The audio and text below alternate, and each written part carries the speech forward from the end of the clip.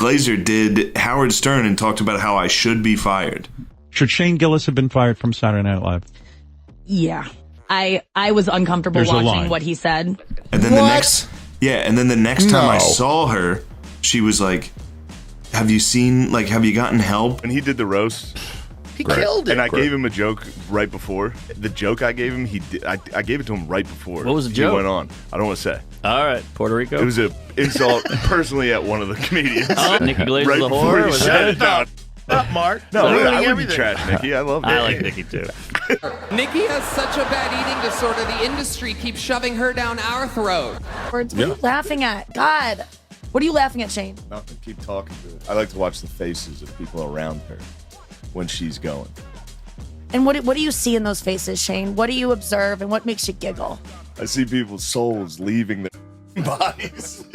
Shane Gillis is one of the biggest comedians on the planet, but back in 2019, right after he got fired from SNL, no one could have predicted he'd be selling out arenas. At the time, he was one of the most talked about people in America, trending #1 on Twitter for days. Everyone had an opinion about whether or not he deserved to be fired. And for a lot of people, it felt like they were more eager to toss Shane under the bus than to speak honestly. Just to virtue signal and keep pace with the, at the time, woke virtue signaling mob. While most of the backlash came from Twitter and non-comedians, Nikki Glaser took it a step further. She went on Howard Stern and said Shane deserved to be fired and that his comments made her feel uncomfortable. Should Shane Gillis have been fired from Saturday Night Live?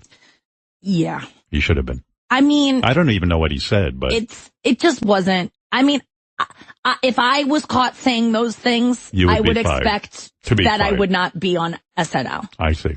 All right. That's good. I like to hear from comedians. Yeah.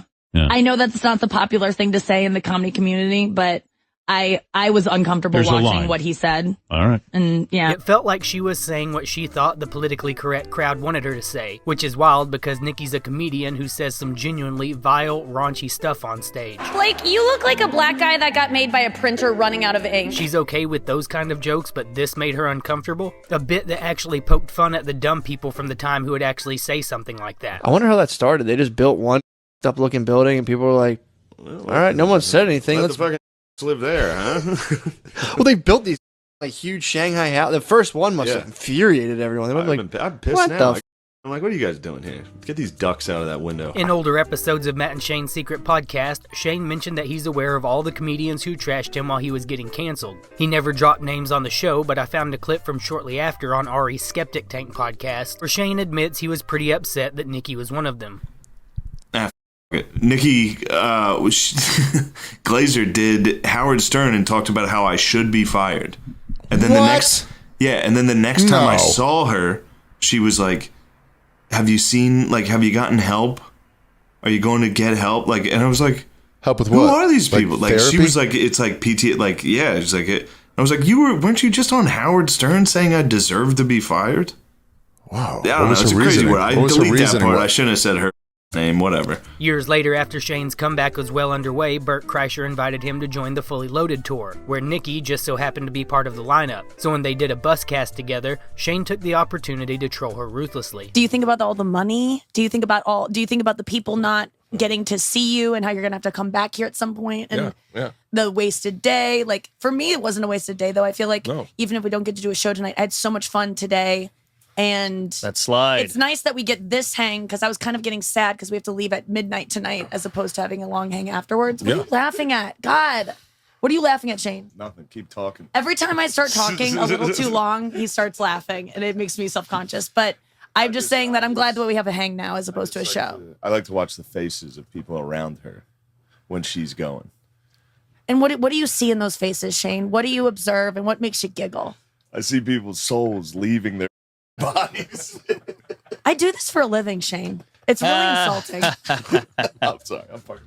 It's hilarious how Shane just stares at Mark Norman during the whole thing. You can see the disdain radiating off of him. And honestly, you can't blame him. Nikki's not funny. She's just the only person in her demographic who can speak publicly without crumbling. She's not a comedian. She's a raunchy public speaker. She tries to pull rank by saying, I do this for a living. Like that means something. To Shane Gillis, a guy who co-hosts one of the most successful podcasts on the planet. In an attempt to ease the tension, or maybe just her own guilt, Nikki admits she was wrong for calling Shane out on Stern. She says she even apologized to him on Instagram before joining the Fully Loaded tour. You know what? One thing about this trip that I've actually really loved is that I love this guy.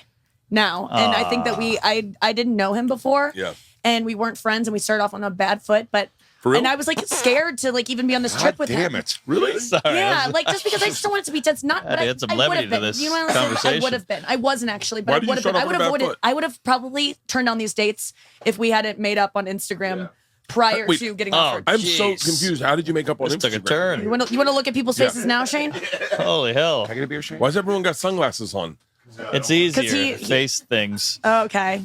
What? It's not awkward at all. I don't think. Shane, I'm sorry I brought it up. We can totally not talk about it. Okay, good. Who invited Wait, what Nikki?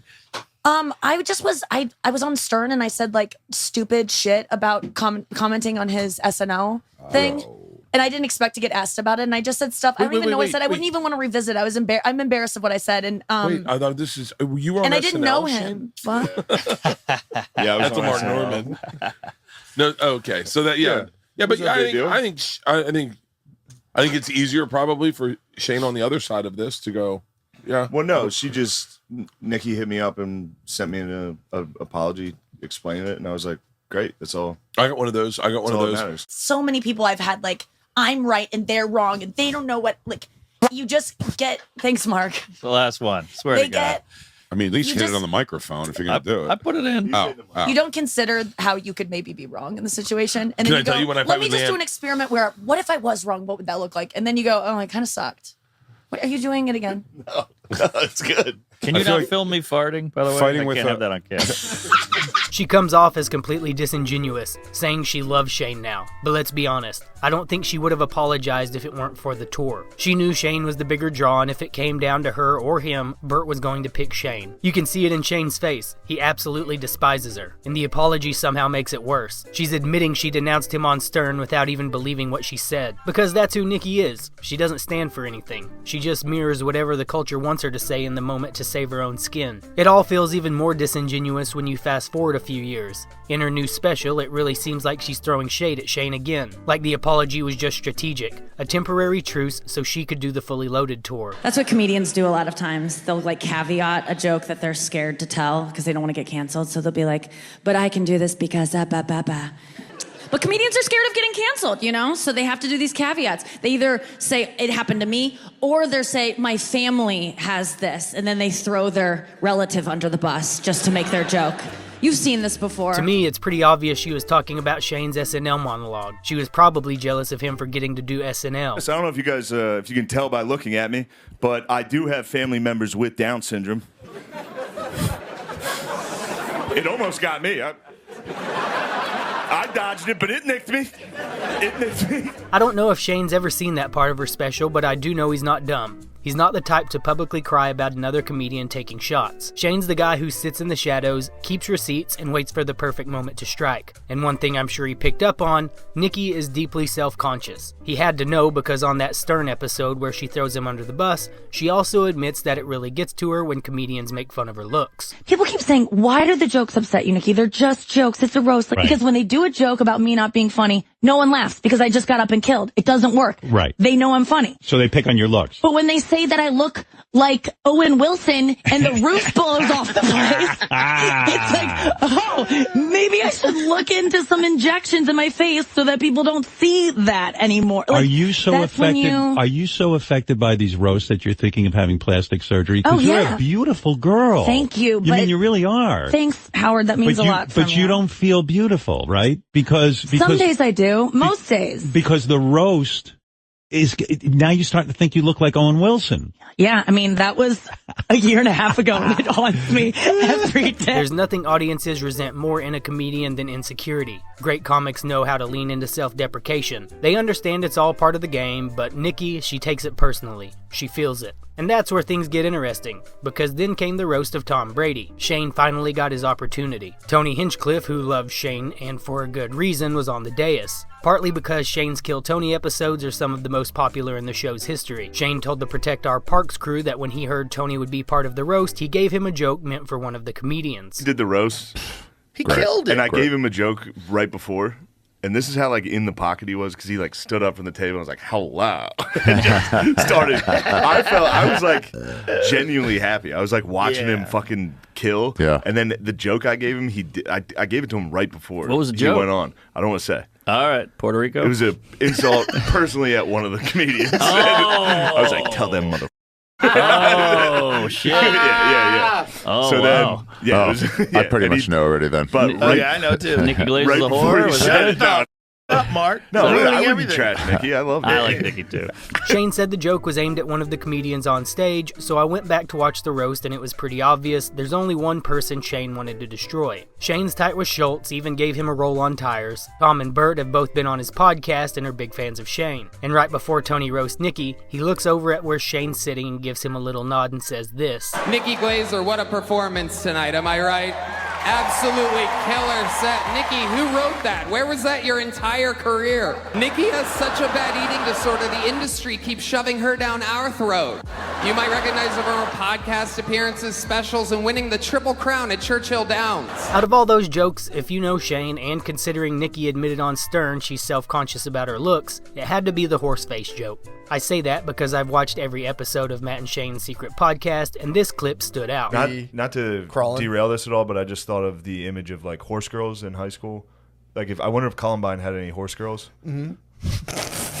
During the shooting, they're like, you think they got spooked? They're trying to fucking, rear up. Yeah. Oh, glad you shared that thought. For fans of Shane, it's satisfying to see him go from being denounced by D-level comedians like Nikki to rising all the way to the top of the comedy world. And instead of stooping to their level publicly, he used his lizard brain to cut her in the most diabolical way possible. There's one more comedian I wanted to bring up who denounced Shane, Anthony Jeselnik. Unlike Nikki, who was kind of backed into a corner on Stern, Jeselnik went on his own podcast and dropped way harsher takes on Shane. I used to think Jeselnik was good, but after hearing what he said back in 2019, it's clear to me that he's not that great. He's just a pompous tool who thinks he's smarter than everyone else, and who also made one of the worst predictions in comedy history. I don't think this is like a loss for comedy. I don't think this is a loss for anything. I think it might be a good thing in the long run, but people clearly hated him in Philadelphia, claimed he was a racist and a jerk, and I mean, this was ready to go. It wasn't like they searched his tweets. I don't understand what happens to this guy now. I know people who've been on SNL for 1 year, and then they have great careers. I don't think this guy does anything. I don't know who rallies around him or supports him. I'm the edgiest, most offensive comic, and maybe in the history of the genre, once all is said and done. Never in my life would I do a fake Chinese accent to make fun of my waiter or use a racial slur. So I have no problem with this guy not getting the job. And again, it's not like he was going to be president and now we're losing out on something great. It's like, he's just a guy. He's just one of those generic white guys they hire every year, never gets on the air, and at the end of the year, they're gone. So this is no loss. Just please do not think that I support him in any way. Jeselnik went out of his way to trash Shane, and everything he said was objectively wrong. Shane didn't use a Chinese accent. He did a turn-of-the-century white guy voice, mocking the way they used to talk about Chinese people. But just like Nikki, Jeselnik came off like he was saying what he had to say, virtue signaling to the woke mob of the moment. No spine, just posturing. Meanwhile, Shane once again took the high road. Instead of responding to a comedian who we now know isn't even close to his level, he let Gay Bill speak for him. There's two comedians wrapped up in that. Anthony Jeselnik with those tweets and Michelle Jeselnik, dude. He came at your neck, Shane. I know you don't care about Jeselnik. No, I care. Pencil neck. We call him Anthony Pencil neck. Oh, no. Jeselnik's so edgy and crazy. He just says whatever's on his mind. Oh.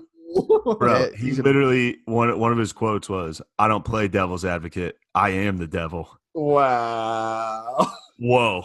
God damn. Yo, that's an edgy boy. I mean, that's not comedy. That's what happens when you're so crazy and you love making people uncomfortable. That's all I got. Give me